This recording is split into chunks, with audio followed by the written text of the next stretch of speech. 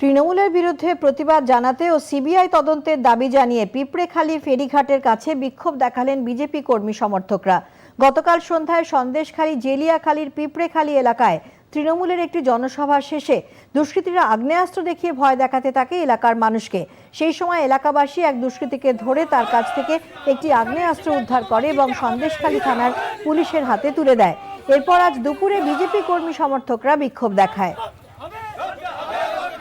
কালকে রাত 8টা-9টার দিকে এখানে মেশিন ধরা টিএমসির মিটিংটা হয়। টিএমসির মিটিং হওয়ার পর আমাদের কাছে সংবাদ যায় যে এখানে মেশিন ধরা পড়েছে। আমরা সেই মতন সবাই আসি।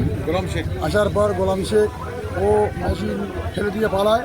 আমরা বলতে যাচ্ছি যে শাহজাহান জেলে গিয়েছে, কিন্তু এখন দেখছি আমাদের প্রচুর বাহিনী এখানে রয়েছে, শাহজাহান বাহিনী। আমরা বলতে চাচ্ছি অবিলম্বে এদের গ্রেপ্তার করতে হবে। থানায় কোনো কাজ করছে না, থানায় আমাদের কোনো রিপোর্ট নিচ্ছে না, এবং আমরা চাই সিবিআই তদন্ত এখানে হোক এবং জেলেখালির মানুষ সুস্থভাবে যা থাকতে পারে। সেই জন্য আমরা বারবার করে অনুরোধ করছি সিবিআই তদন্তটা খুব তাড়াতাড়ি এখানে হয়।